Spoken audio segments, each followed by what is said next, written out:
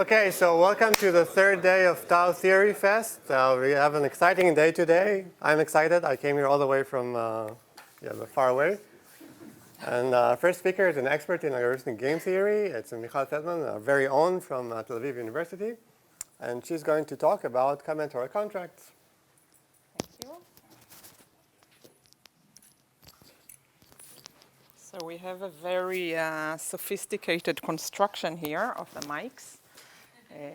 This way, it was very important that Yuval and I were very close in the introduction. So apologies for being on the stage during the introduction.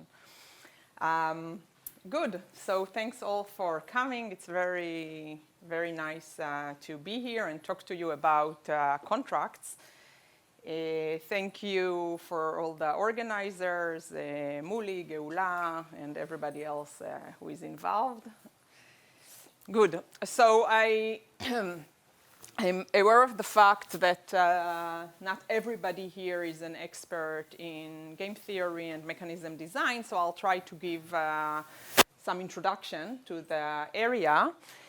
So the story begins with the very basic observations that algorithms nowadays, with the internet and the emergence of all the exciting applications, economic applications and social applications, algorithms interact all the time with agents. And we are all strategic agents that play a huge game over many applications on the internet. So algorithms and incentives interact in many ways.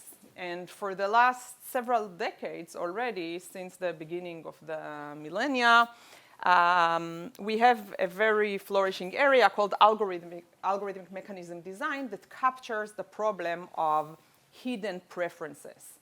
And the idea there is that algorithms interact with agents that have some strategic preferences and all kinds of ideas they want to promote, but their preferences are hidden. They are their own private information. And what the algorithms, in this case we call the mechanisms, are trying to do is to try to reveal, to make the agents reveal their private preferences. Okay, so one prime example of this is auction, the design of auction. I want to sell you an item, and I don't know your value for the item that I'm going to sell you. I want to give it, let's say, to the one with the highest value, but I have no idea what your value is here. And of course, if I'll just ask you for your value, then you lie because you're strategic. So the idea is to design the game in such a way that when I'm facing strategic agents, I'll make you, through incentives, tell me your true preferences. This is algorithmic mechanism design. It's a big thing over the last few decades, but this is not what I'm going to talk to you today about. Today, I'm going to talk to you about a different way in which algorithms interact with incentives, and this is the world of algorithmic contract design, which captures the problem of hidden actions. So now I'm not talking about private information anymore. I'm talking about hidden actions. And the story here is a principal that interacts with an agent or with a group of agents. And the principal wants to make the agents work on his or her behalf. And he cannot observe the actions of the agents. They are hidden from the principal. Nevertheless, the principal wants to create incentives, monetary or otherwise, for the agents to work hard or to exert the desired amount of effort for the task he has in mind. Okay? And it's really nice that we have all those giants that already built for us a really nice playground for algorithmic mechanism design with beautiful computational models, because when we talk about algorithms that talk with incentives, we need a computational model. We need, so we have, I'll talk about value oracles, demand oracles. We have a whole ladder or hierarchy of valuation functions in order to talk about those problems. And the nice thing is that when I'm going to talk to you about algorithmic contract design, I'm going to play in exactly the same playground. So those of you who are familiar with all these computational model and hierarchy of valuations, you'll find everything also in this talk. And those who are not, I'm going to introduce everything. Okay, so we are going to play in this playground. Good. So this area of algorithmic contract design is part of a new frontier in algorithmic game theory on maybe, roughly speaking, optimizing the effort of others. And the whole idea is to build a scheme, and as I said, monetary or otherwise. For example, maybe what we want to do as professors is to make our students work hard in courses. So we have to design the grading scheme in such a way that create incentives for them to do homework and not copy homework, to write their essays and not make ChatGPT write their essays, and so on and so forth. Okay, so the whole idea is to build those schemes, incentive schemes, to make people exert the desired amount of effort. And there is, I put here a partial list of the literature. It has to do with delegation and scoring rules and strategic classifications and, of course, contracts. And contract, of course, we are not inventing contract design. Contract design is a huge thing in microeconomic theory, and it was recognized by a Nobel Prize in 2016 to Holmstrom and Hart. What we are bringing to the table is the complexity, computational, algorithmic view of this problem. One can say that the role that algorithmic contract design plays in markets for services, which the internet is full of today. We are all labor markets and crowdsourcing and everything. The internet has all these many applications where we delegate our work to others, and we need to incentivize people to work for us. So I call them markets for services. So algorithmic contract design plays a similar role in markets for services as algorithmic mechanism design plays for markets for goods. And as all those markets for services move online, they grow in scale and complexity, and we need the algorithmic or computational lens in order to study, analyze, reason about them. So this is more or less the motivation for this area. I'm happy to take questions if there are any. And then we'll move to the formal model and the mathematical questions, etc. Okay, good. Right, okay, so one thing that I didn't say is that just like in algorithmic mechanism design, the algorithmic lens is very helpful in identifying tractability frontier and revealing structure and informing the design of, say, simple mechanisms or mechanisms and algorithms with desired properties.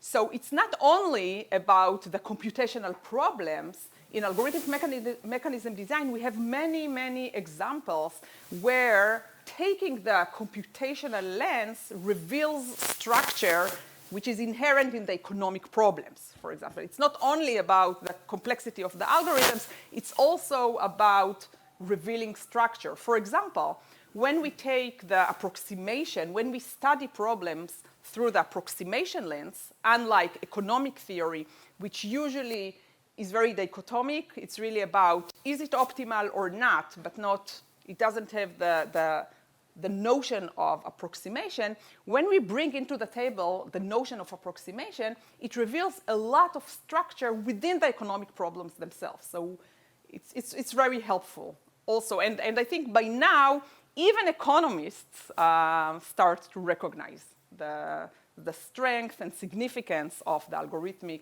computational perspective. Okay, so here is the principal agent model, first by a picture, and then I'll be more concrete with a formal mathematical model. So here is the principal, and here is an agent. And let's say the principal asks the agent to organize Tau Fest. Muli is busy in his cell phone, but this is maybe Muli, I don't know. So Muli, would you be willing to organize TauFest for me? It's not organize this one. Muli says, Muli doesn't like to work. It's a lot of work to organize a TauFest. Thanks God we have Door, right? We have, it's logistics, it's food, coffee, a lot of work. So the rational thing for Muli to say is how much would you pay me if I organize that? It's really costly for me to organize TauFest. How much are you going to pay me? And now it's me, and I'm reasoning about it, and I'm saying, what would I pay for? I cannot observe Muli's actions. Maybe he's going to the beach, and I have no idea what he's going to do. Is he going to interact with all the logistics people at Anu? I don't know. And I can't observe. I can't sit over his shoulder and look what he's doing. So the only thing I am able to observe is whether the event was successful or not. This is something I can see. I see all the audience here, and I'm saying, okay, maybe, I don't know, maybe. So I tell Muli, I only pay you if the event turns out to be a huge success. Okay, and this is all I can do. I cannot condition the payment on his actions because those are hidden for me. I cannot observe Muli's actions. Good, so now let's take a closer look at the mathematical model. So the agent chooses an action A. This action obviously incurs some cost, which we denote by C of A. And the principal gets a reward, let's normalize it to 1, with probability f of A. The probability of success depends on the agent's action. Okay, if he exerts a lot of effort, maybe it's successful with higher probability, and vice versa. Okay, so up to now, the agent has no incentive to exert effort. He exerts effort. He incurs cost, positive cost from this, and the principal is the one who is getting the reward. So why should he exert effort? So here, this is the point where the contract comes. So the principal defines a contract, which in this case, in this simple case for now, it's nothing but a scalar, alpha, in 0, 1, which means the following. I am going to pay the principal is going to pay the agent alpha times f of A. Okay? If the project succeeds, I'm going to pay alpha. So what I pay is alpha times f of A, the probability of success. And what the agent receives is this alpha f of A. So now this payment, this contract structure induces utilities to the agents. And we are here in game theory. All the agents, both the agent and the principal, are rational, meaning they are maximizing their own utility. So what are the utilities of the players here? So the expected utility of the principal is 1 minus alpha times f of A. If the project is successful, then the principal gets a reward of 1, out of which she pays alpha to the agent. Okay, so 1 minus alpha fa. The agent, for choosing an action A, so the agent gets alpha times f of A. If the project is successful, he gets the alpha. And in any case, he incurs the cost of C of A. Okay, so maybe it's possible also that the agent incurs the cost C of A, and maybe the project is not successful and he gets nothing. Okay, so those are the expected utilities of the principal and the agent. The defining features of this model is, first of all, hidden action. The principal can only condition the payment on the outcome, on the final outcome, and the outcome is stochastic. How? It seems like she needs to calculate f of A to be able to pay anything. So how can she calculate that? F of A is known. F of A is common knowledge. You're asking about the computational model? The expectation. So she pays alpha, but this only happens with probability f of A.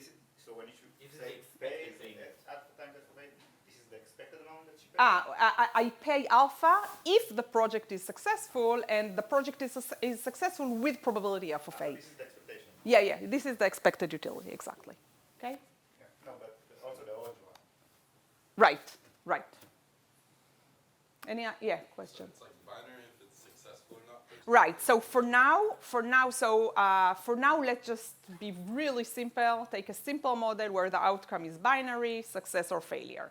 Of course, in the richer model, we can have many outcomes, and every action may induce some probability distribution over outcomes. But for now, let's just do binary outcome. Yes. So f of a is either 0 or 1. No, f of a is the probability of success. Okay? The outcome is either 0 or 1. F of a is the probability of success. So alpha is either 0 or 1. No, alpha is a real number between 0 and 1.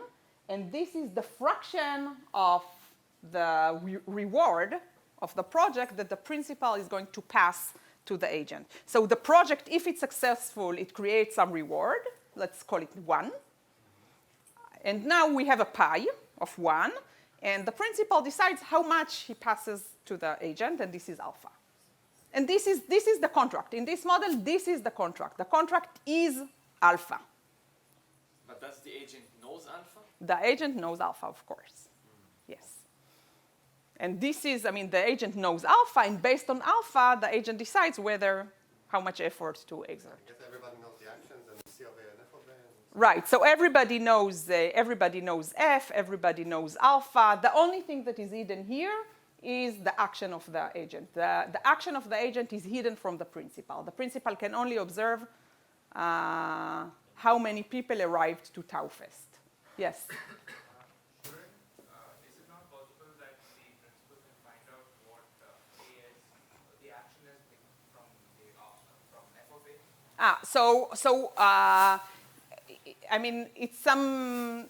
It has a hint, but it's stochastic. It's not, he cannot tell for sure what happened. If using Bayesian inference, he can, of course, say if the project is successful, then I can reason about whether the... I think, Michal, you said that the principal knows F of A, but so the principal knows F. They don't know A. Oh, yeah, of course. The principal knows F, but he doesn't know A. Okay, is it clear? Why does it matter? Why does it matter that it knows only F and not? Okay, because let's think about it. Let's say the principal knows A. So the principal can just say, okay, if I want the agent to do A, I'll pay the agent C of A. End of story. But the principal doesn't know A. Okay? And that's the whole point of contracts. We don't know A. But you know the possible A's. Yeah, we know the possible A's. Okay, good. Okay, so now, up until now, I didn't tell you anything new. It's all part of the economic literature, very old and rich economic literature. And in fact, I even simplified a lot. So all of your questions are legitimate questions. In the rich model, we have many actions, we have many outcomes, much richer. But now comes the complexity issues. So what I'm going to tell you in this talk, I'm going to take two ways in which the problem can blow up. One is if we have multiple agents, so maybe the principal, in many cases, the principal does not interact with a single agent, but maybe it's a team of agents, it's team effort, right? A team who is working toward the success of the project, and many interesting problems arise, free riding, all kinds of problems. And the second one is what if we have multiple actions? So it's not only exert effort or not, but we have many types of actions. And the interesting thing here would be that the agent may take any subset of the actions, okay? So these are the two types of complexity that we are going to touch upon. And in each one, so our strategy would be, because we want to isolate one component at a time, so in each of these parts, we are going to isolate the part that we are going to blow up and make everything else as simple as possible, okay? Good. So the first thing will be multiple actions. This is joint work with Tomer Ezra, who is here. Yeah, here. And Paul Duding and Thomas Kesselheim. Good. So now, as I said, we are going to blow up actions. and we are going to stick to a very simple model otherwise. So we have a single agent, and we have a set of actions. So A is the set of actions.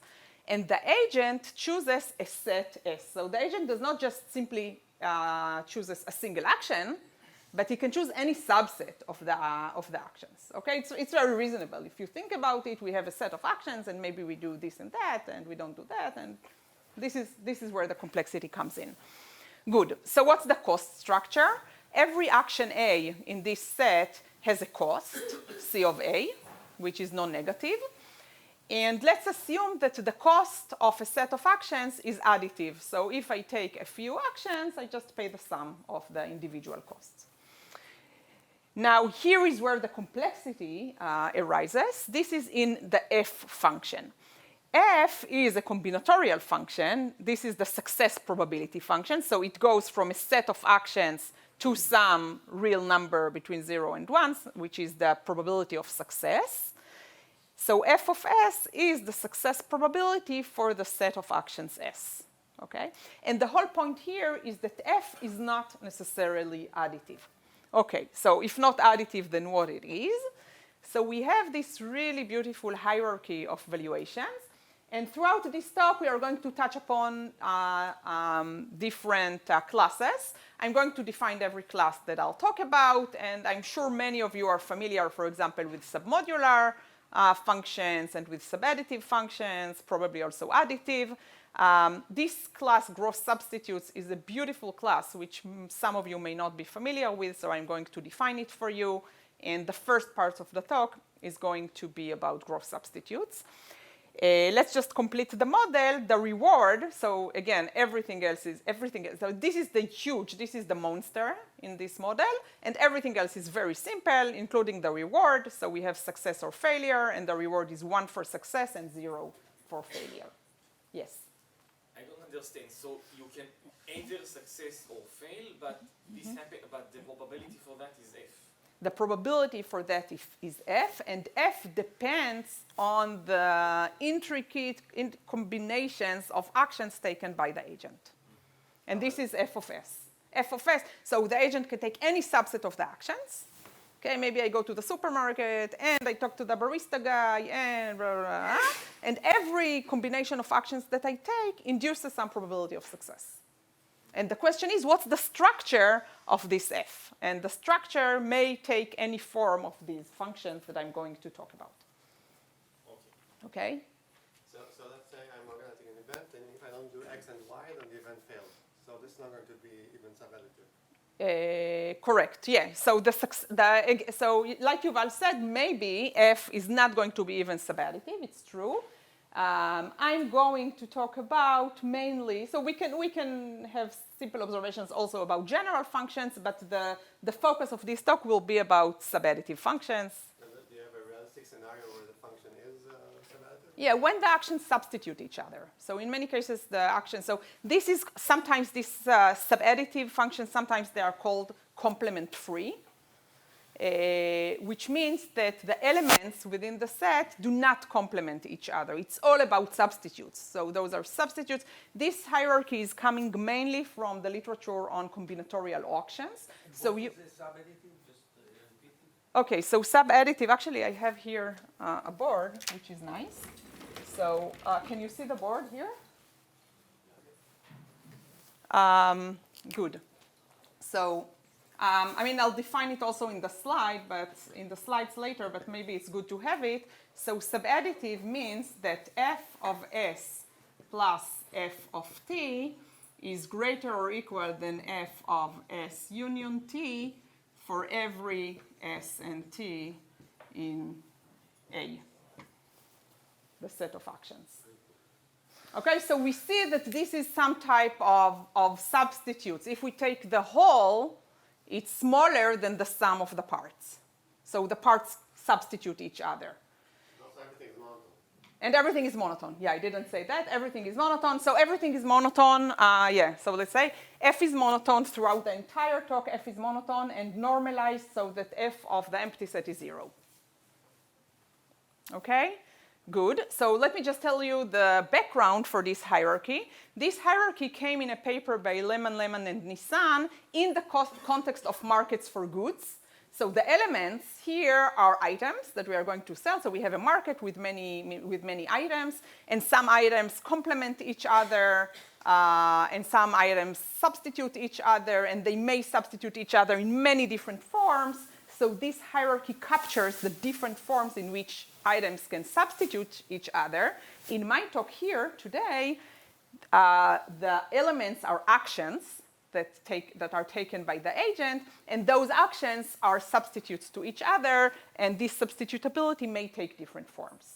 Okay? And the nice thing that part of what I'm going to show you is that gross substitutes, which I'm going to define next, is a really interesting class, both from an economic point of view and from a computational point of view.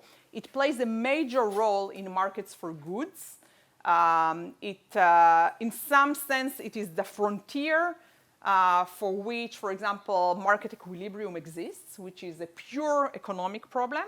It's also the frontier for which we can compute in polynomial time the best way to allocate resources among agents. So supposedly totally different questions. In both cases, gross substitutes plays a major role.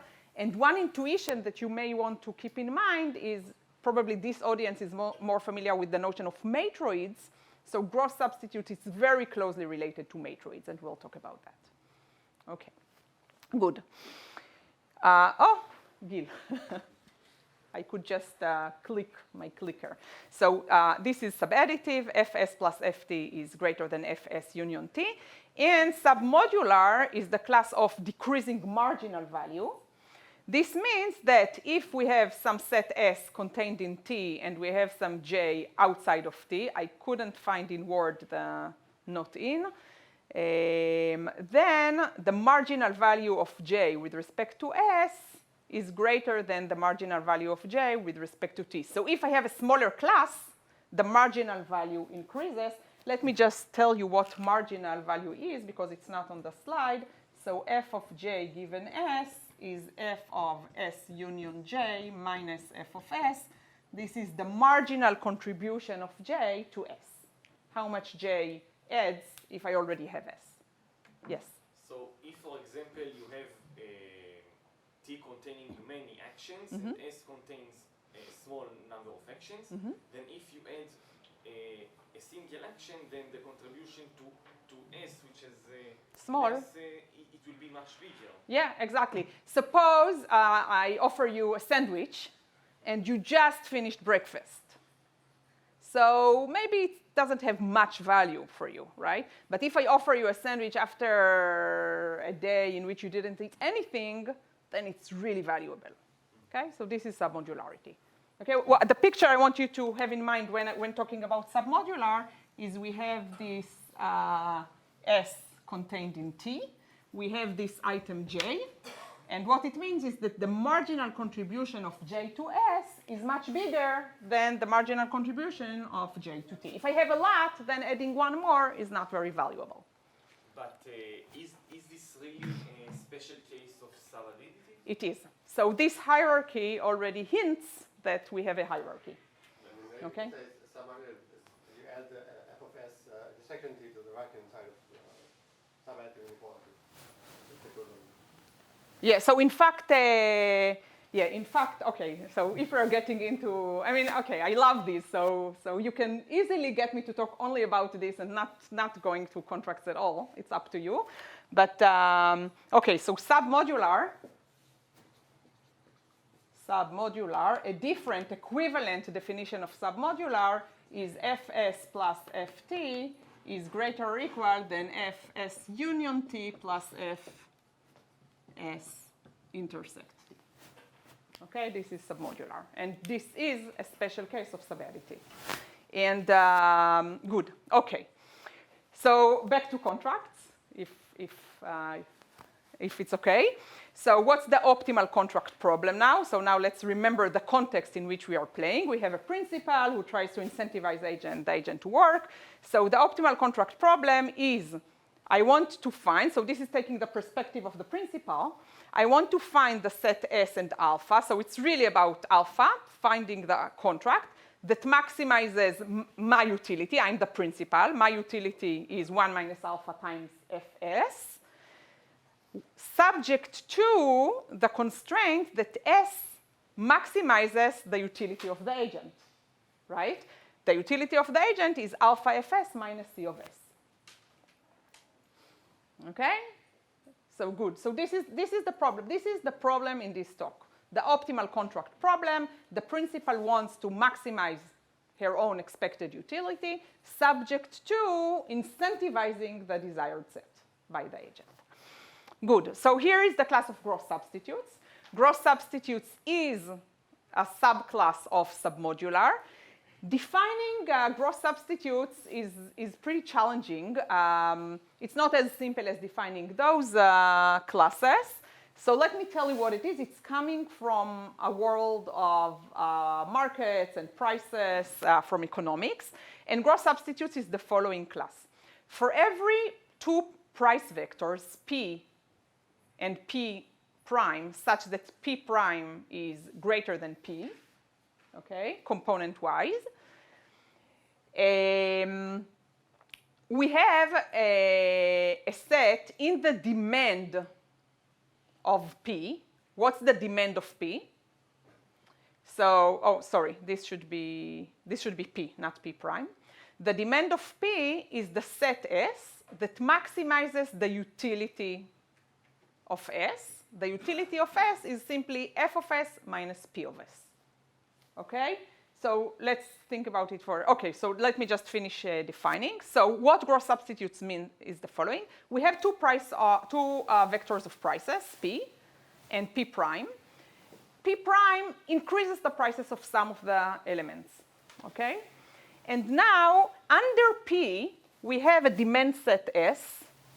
The demand set S is the set S that maximizes the difference between Fs and P of S.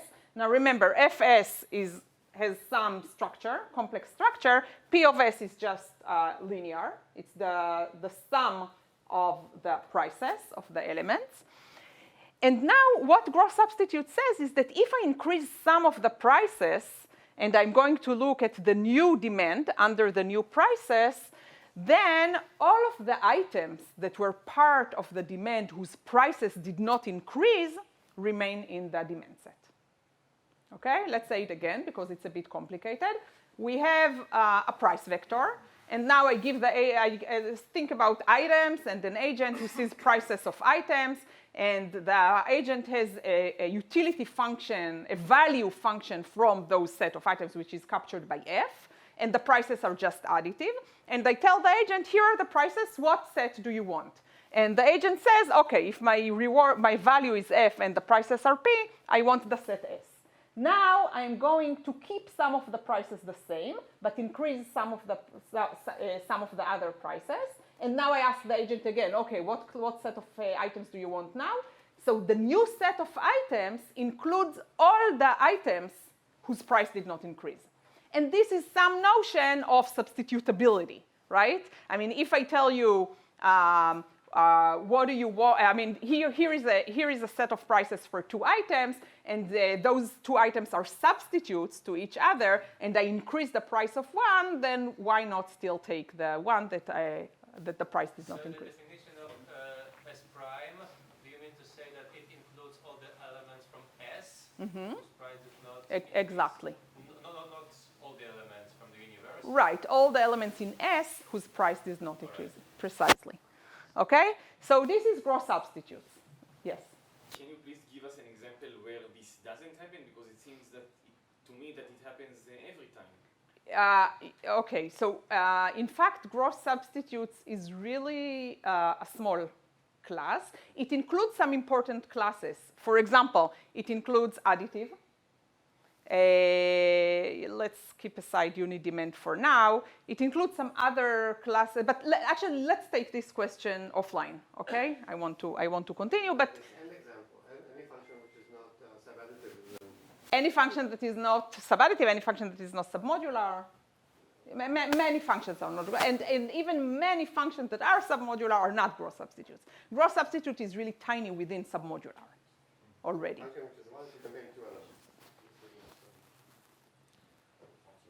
Yeah, for example, if you really want just an example, left shoe and right shoe. Okay, so I tell you, do you want this pair of shoes, left shoe and right shoe, for a price of 10 shekels? And you say yes. And now I increase the price of the left shoe to 1 million. And I tell you, what do you want now? So probably you won't take the right shoe, even though the price did not increase. Okay, so this is not gross substitutes. Okay, now a useful property of gross substitutes is that for every price factor P, adding elements with maximal marginal utility greedily returns a set in demand. Okay, so how do we find a demand set for gross substitute functions? Just greedily. Every time we take, so items have prices, every time we ask, what's the marginal utility of adding one more item? And that's the item that maximizes my marginal utility is the one that I'm going to take. And this greedy process produces for us the demand set. Okay? And this is really a unique property of gross substitutes. Those of you who are familiar with matroids, now you see the close relation between gross substitute and matroids. Gross substitute is precisely the set for which this greedy process gives us a demand set. Okay? And it's very important. It's really what drives many of the results that I'm going to show you about gross substitutes. Okay? And for example, if we take submodular, then computing this demand set for submodular is already NP hard, even to approximate. Okay? So gross substitute is really unique. Okay. I see that some of you in the back find it hard to see, so there are many seats in the front, so you're welcome to get closer. Okay, so now to the theorems. So first of all, for this class of gross substitutes function, which is the very special class I told you about now, we give a polynomial time algorithm to compute the optimal contract.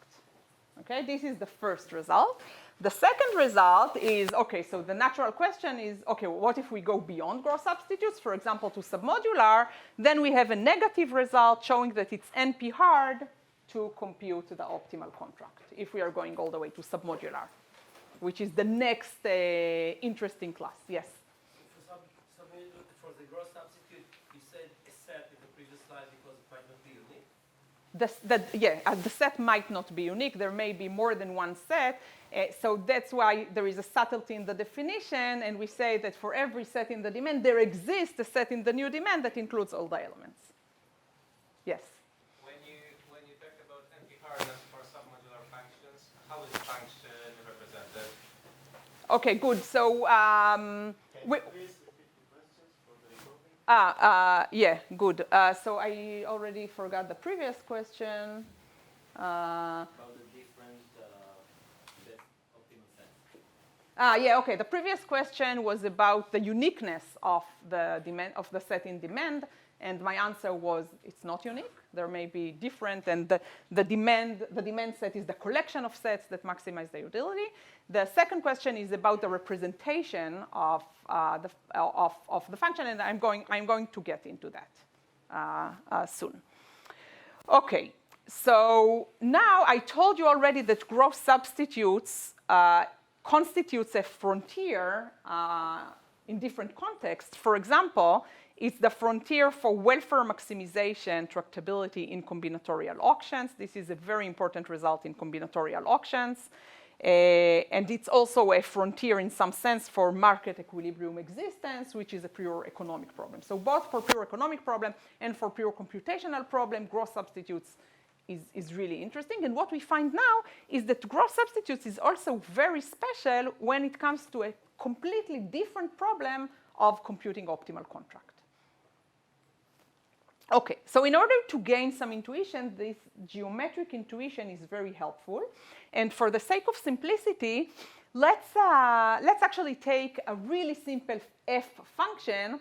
Let's not go all the way to gross substitutes, but take just an additive function, okay? So now f is additive, so every action has some value, and f of a set of actions is just the sum of their individual values, okay? And what we are going to see in this figure, we are taking here the agent's perspective, okay? So what we have here is alpha. This is the contract in the x-axis. And in the y-axis, we have the agent's utility. Recall that the agent's utility is alpha f of a minus c of a, okay? And in this simple example, we have three actions, 1, 2, and 3.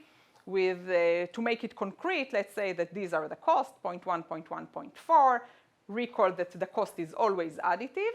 In this case, we also take the f, here are the individual f values for the three actions, and in this example that I'm going to show you here, f of s is additive.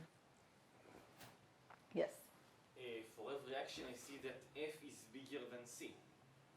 Is it... It may be otherwise. It may not be the case.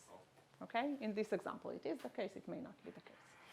Okay, so what are we going to show here? So every set of actions, we have three actions, 1, 2, and 3. Every set of action gives us a linear curve, right? Alpha fa minus ca. So this is linear in alpha.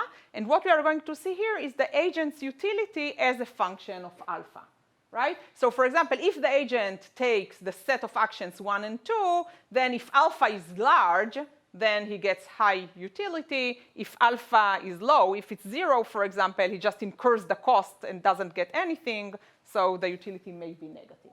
Okay, so what we see here is how the agent's utility changes as a function of alpha, and we can draw this line for every possible set of actions out of the exponentially many sets that the agent can take. So for example, if the agent doesn't take any action, then this is the empty set, and he gets utility of 0.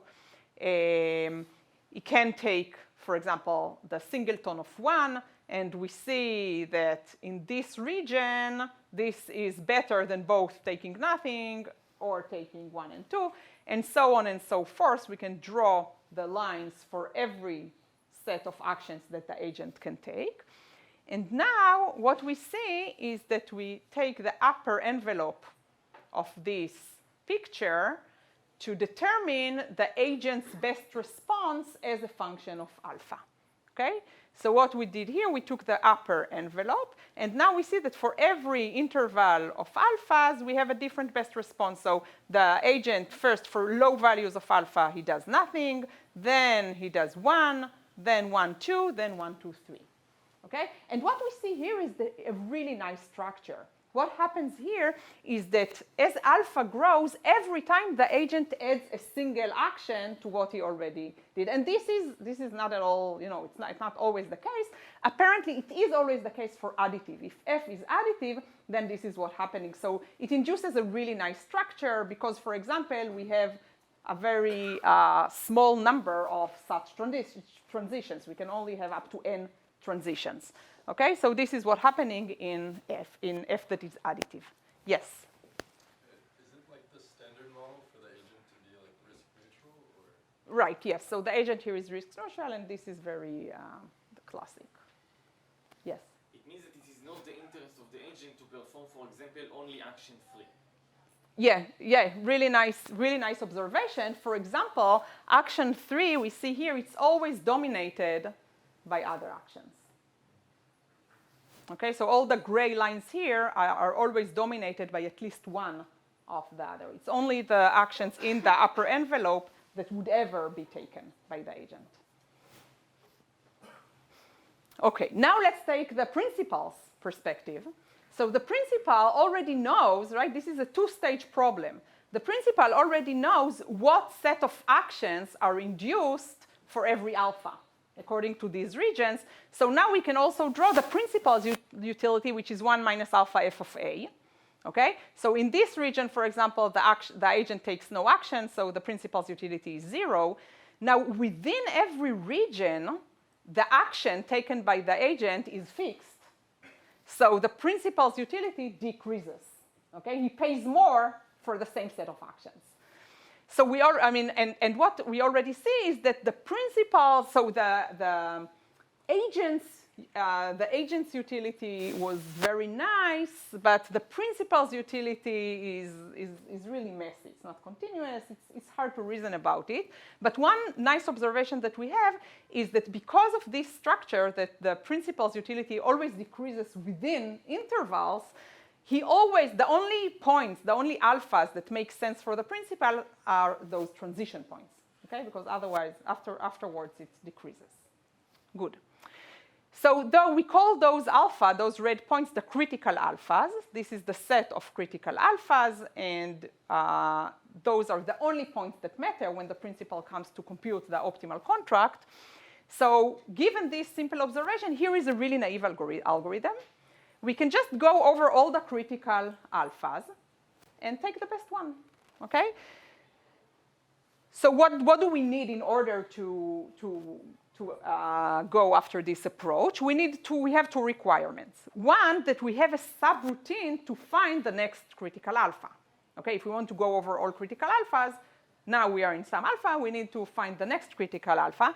The second one is we want to place a bound on the number of critical alphas. For example, if we have an exponential number of critical alphas, then this naive procedure does not give us a polynomial time algorithm. Okay, so in order for this approach to work, to give us a polynomial time algorithm, we need to be able to compute the next critical alpha in polynomial time, and we need to have a bound on the number of critical alphas to be polynomial. And this is precisely what we do for what happens for gross substitutes valuations.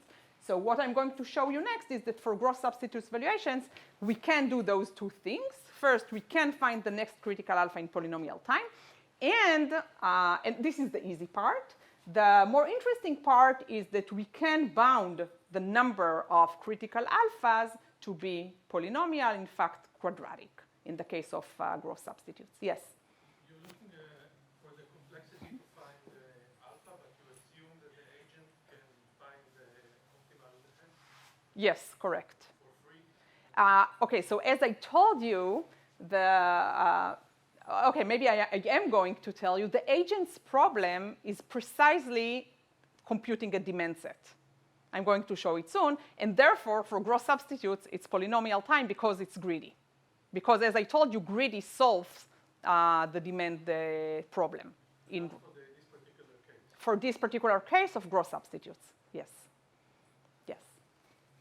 Okay, so greedy really plays a major role in this result. I mean, the fact that greedy works for gross substitutes, yes. Sorry, maybe I missed it earlier, but if there are two options in the demand set, does it matter which one the agent chooses? Good. It does matter. And in order for this result to work, we break ties in a particular way. Okay? Sorry. The question was, we said before that the demand set is not unique. How do we break ties? And my answer was, we break ties in a specific way, which I'm going to show soon. Okay, good. By the way, you may be interested what happens beyond gross substitutes. And the answer is that for submodular functions, this set of critical alphas may indeed be exponential. So this naive approach would not work. This in itself does not give us the NP hardness result, but we do also show NP hardness for submodular functions. Okay, this only shows that this approach would not work. Yes? In the previous slide, we have seen that this is actually the number of points where the number of actions plus one, right? The number So if f is linear, then as I told you, what happens in critical points is that every time one action is added, this is not the case for gross substitutes. For gross substitutes, it can be more complicated. I'm going to show it soon, okay? Okay, good. So recall what is a demand set. A demand set is the set that, again, I have a typo here. This is P without prime. It's the sets S maximizing the utility Fs minus Ps. And a key property of gross substitutes is that greedy is optimal.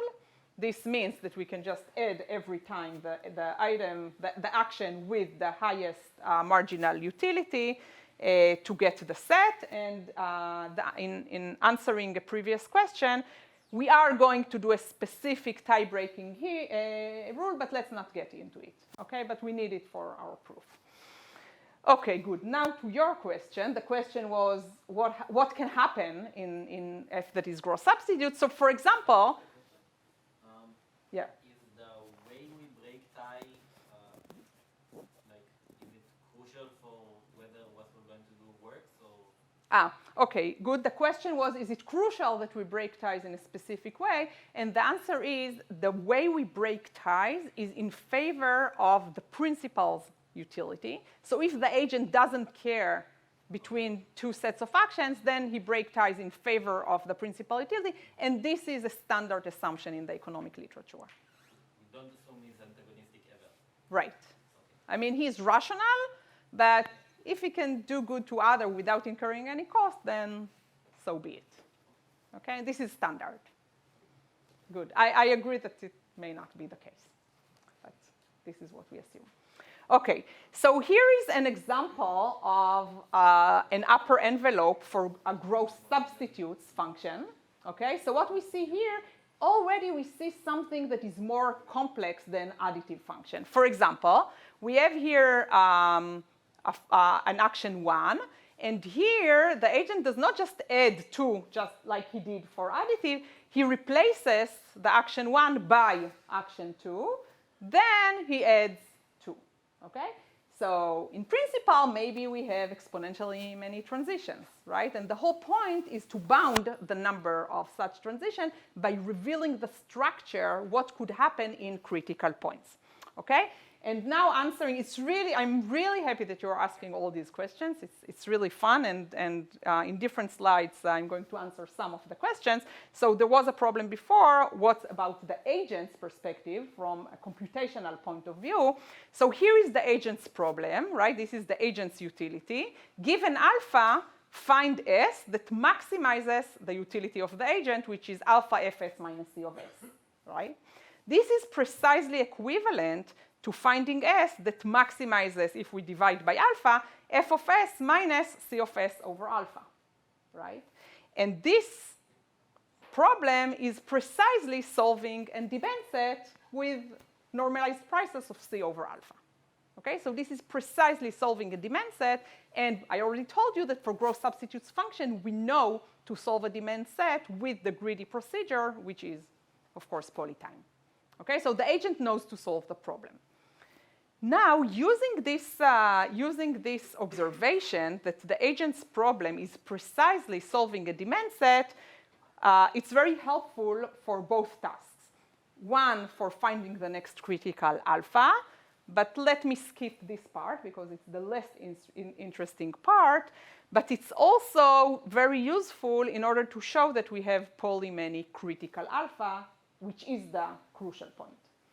Okay, so we don't only show that we have poly-many critical alphas, we actually reveal the structure that this set of critical alpha take. And what we show is that at each critical point, only one of two things may happen. Either an action is added to the action set, just like we had in additive. This was the only thing that could happen in additive. But in gross substitutes, one more thing could happen, which is an action in S may be replaced by one with a higher cost. Okay? So, for example, here, action 2 here probably has a higher cost, and we see that action 1 here was replaced by action 2 with a higher cost. And here, an action was added. So this is, okay? And these are the only two things that can happen in gross substitutes. The bulk of the technical work is to show this lemma. And now once we have this lemma, it's really easy to show that we have only a quadratic number of transition. And we do this with a very simple potential function. We simply reorder the actions by the cost. We define a potential function which simply gives the rank I for action AI based on this ordering. And the potential of a set is just the sum of the potential of the individual ones. Now, this potential phi is an integer between 0 and n plus 1 over 2, which increases at every critical alpha. How do we know that it increases in every critical alpha? Because of this lemma. Either an action is added or an action is replaced by a higher cost action. And this concludes the result, that we have only order n squared critical points for gross substitutes. By the way, this is tight, meaning unlike linear functions for which we know that the number of critical points is at most n, for gross substitutes function, we may have a quadratic number of transitions. Okay, and this concludes this result. Any questions about this part? Actually, I have a question for you. How much time do I have left? Yeah, we have like 15 minutes roughly. 15 minutes. And are you interested in those additional 15 minutes? Yeah? Okay, good. Because I can stop at any point, by the way. Just let me know. Good. Okay, so the main takeaway from this part is that gross substitutes, this very special function, which I encourage all of you to get to know further. By the way, there is a beautiful survey by Renato Paz-Leme from Google Research about an algorithmic perspective to gross substitutes functions. It's closely related to many things that are dear to this community, metroidal maps, local search. Yeah, by the way, gross substitute, here is another nice trivia fact about gross substitutes. It's also the exact class for which local search does not get stuck in a local optima. Okay, and by local search here, I mean either add an element, remove an element, or replace one element by another. Okay, so this local search converges to the global optimum. Yes? So you mentioned that this class has close relations to matroids. So like, for example, is the rank function of a matroid gross substitute? Yes, exactly. So matroid rank functions are gross substitutes as well as weighted matroid rank functions. All of those are gross substitutes. Yes, thank you. Good. And okay, let me skip the other results. Really, the interesting thing here is that gross substitutes is also a frontier for tractability for combinatorial contracts. And this gives us a really interesting, I think, connection to combinatorial auctions, which is a completely different problem. But we see a lot of relations. And we also use the tools created for combinatorial auctions, including demand oracles and the computational models and all that. Okay, good. So in the remaining time, what I'm going to show you is now a different complexity thing that may happen. Yes? The NP hardness result for splodging functions was under a value oracle? Yes, the NP hardness was under value oracle. And in fact, under demand oracle, it's an open problem. Is it NP hardness or information theoretic hardness? It is. So it's bound on the number of oracle evaluations. It's the number of queries. Yeah, information There's a way to transform it into an almost NP hardness under the assumption that NP is different from RP in some cases. Yeah, right. Yes. Yes. Okay. Good. So now let's move to multiple agents. Yes. You said before, standard assumption is that when agent break tie favor the principal. So is that possible? Like if agent do this tie breaking strategically, he can get maybe more utility from that. Right. So the question was whether an agent can gain more utility by breaking ties in favor, not in favor of the principal. And the answer is that by definition of tie breaking, the agent only break ties if there are ties. So if he is indifferent between two options, so he cannot gain utility by breaking ties otherwise. But like he assumes that the principal chooses the thing that maximizes his own utility. So maybe if I know that the principal knows that I would choose a function, like I would break ties in a way which like would discourage him from giving this alpha and instead giving me that alpha. Okay. So you're Like asking. a game theoretic, like a meta game. Okay. In the choice of tie breaking to influence the principal's choice of alpha. Right. So good question. I have to think about it. We have Tomer in the audience who probably already knows the answer. So if you can do this, like you can say, I do nothing unless you pay me everything. Okay, so this will be the one equilibrium that will be, and the utility of the principal will be zero. So like, the model assumes that the agent always do after like the contract is set, and it does best response. Okay, otherwise, like you can have this weird equilibrium that can happen. But in this case, the principal can just decide to not act, and they both gain zero, and But if maybe you look it would be there is such better. equilibrium. There is equilibrium. You cannot get any utility. You cannot guarantee anything. Yeah, okay. Yeah, another question? If you're worried about this, can't you just preserve prices by epsilon? And this should probably go away. This seems like a small issue. Yes, it's true. It's true. We can do those perturbations. By the way, I should mention one question that may arise is in this model we talked about what happens if F is a gross substitutes or submodular or whatever, has this combinatorial structure, and we kept thinking about C that is additive. One may think about the dual problem, which is where F is additive and C takes this interesting combinatorial structure, maybe submodular. So now my student Yoav Galtsur, who is here in the audience, working precisely on this problem. Okay, so if you're interested in this, go talk to him in the break. Yes? One last question about the tie breaking. So are these perturbations made to the function C or which function? Yeah, so C is okay, and let me try to answer this and then go on to. I just want to have a few minutes talking about multiple agents. The function C plays the role of prices in the demand oracle object that I showed you. Okay, so it doesn't matter if those are the prices. Okay, so let's talk a few minutes about multiple agents.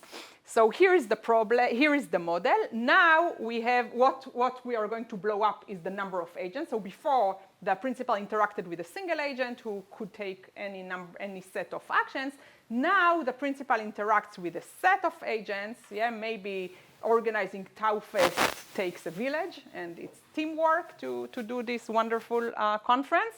So this is the group of agents that are working toward the task. But now let's keep everything else simple, meaning that the action model is binary. So we have n agents, and every agent may exert effort or not. So the actions are 0, 1. Okay, binary, no effort or effort. Exerting effort incurs a cost of Ci. Okay, and again, the outcome is binary, either 0 or 1, and the principal receives reward 1 for success.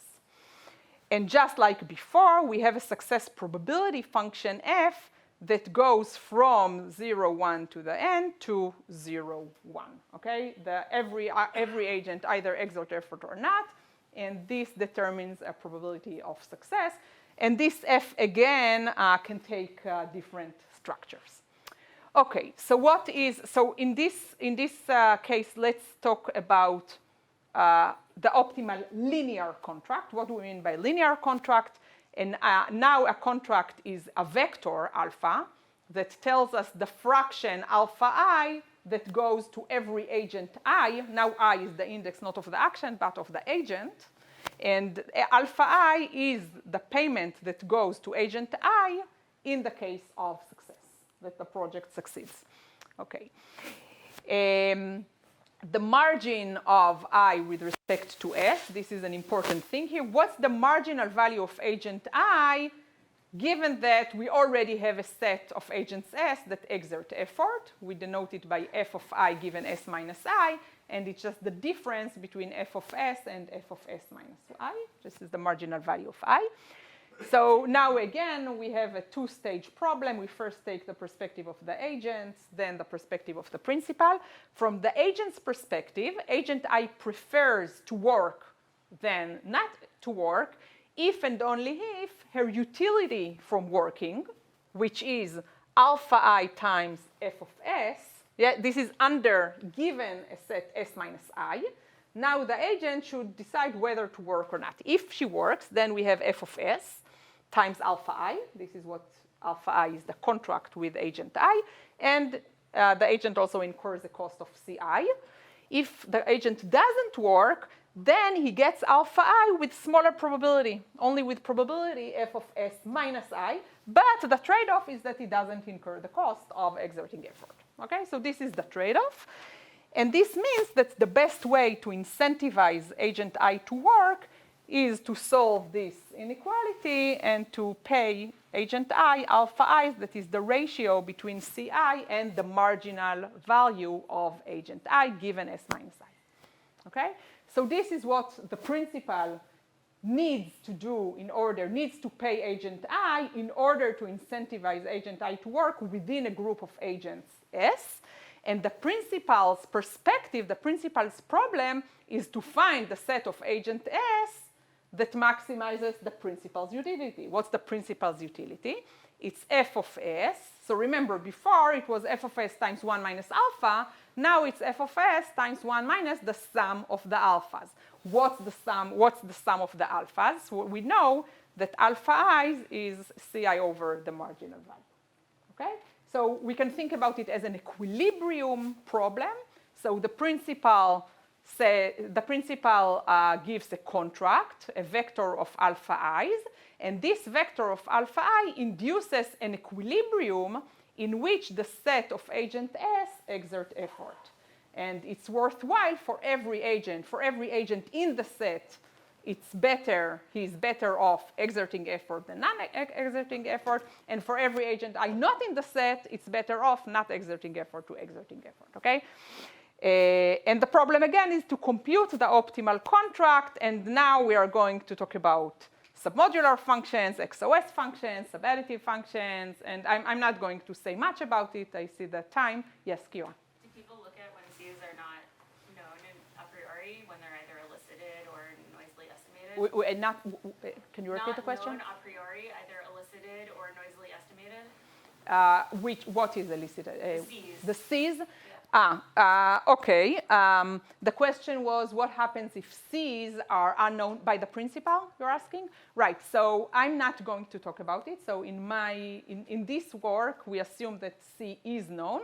There are other works that combine hidden preferences where C is unknown with hidden actions, and they try to do something in a much simpler model, but there are works that look at this combination.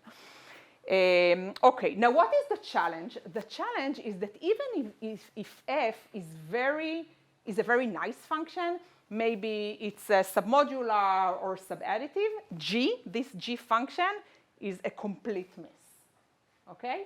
For example, here is an example of two cases. This is a case where f is additive. F is the blue curve here. It's completely additive.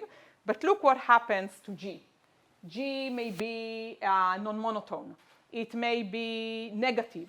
And in fact, even if f is nicely behaving in the sense of XOS, which is, I'm not going to define it now due to lack of time, but this is a class that lies in between, strictly in between submodular and subadditive. Even if f is XOS, this G can even be non-subadditive. So it can go beyond this whole hierarchy of subadditive functions. So optimizing G is really challenging. Okay, and this is exactly the challenge we are facing because we are taking the principal's perspective, and this is precisely our problem, to optimize G. Okay, I'm going to skip some slides here due to lack of time, and I think I'll just show you the results. So here are the main results in this model. We give a polynomial time algorithm that gives a constant approximation for the case that f is actually up to XOS, okay? If f is submodular, then we can give constant approximation given only access to value oracle. If F is XOS, we give constant approximation, but we need access to demand oracle. Okay, so this is the main result. I'm not going to show you the proof, but what I am going to tell you is that in order to do that, we also reveal, I think, pretty interesting new properties of this class of XOS functions. So XOS functions is beyond submodular. Submodular is this.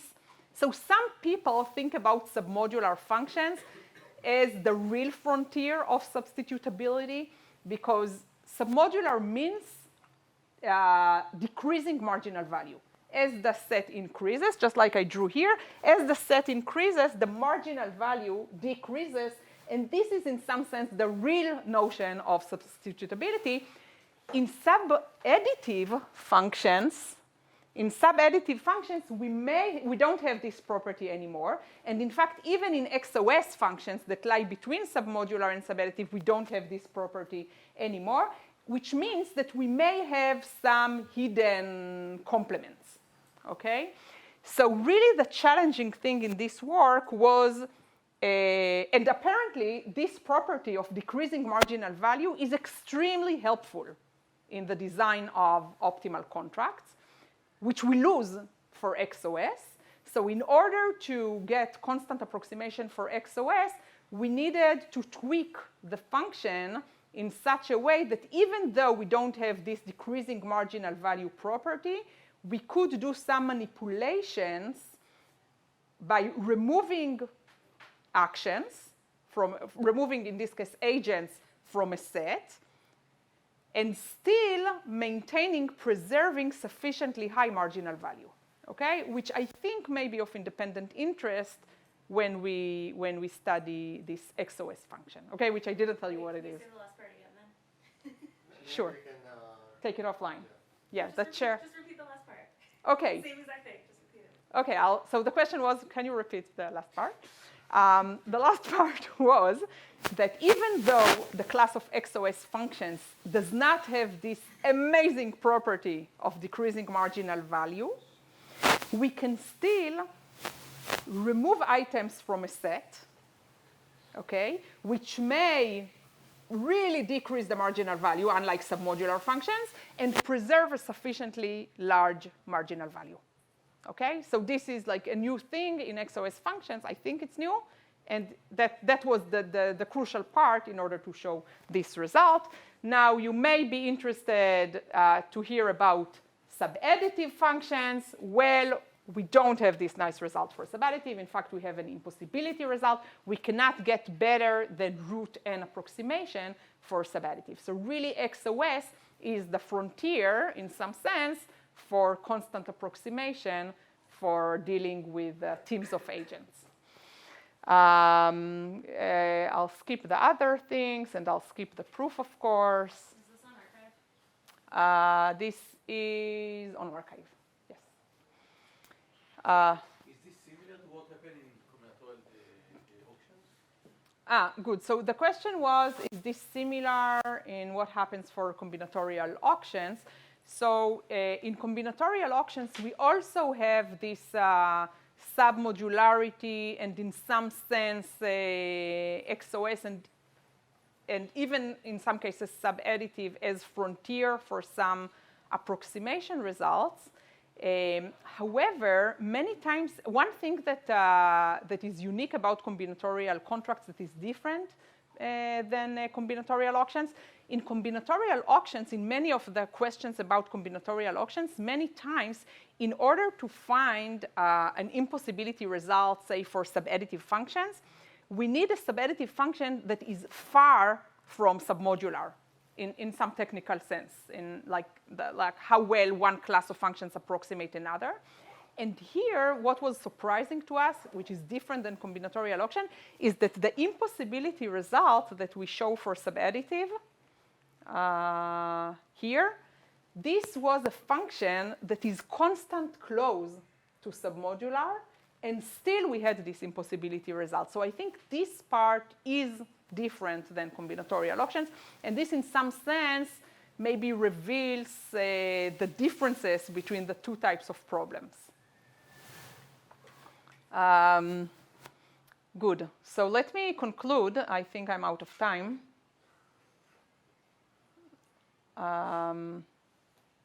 Here, summary. So maybe I'll just end by thanking you for the attention and the questions.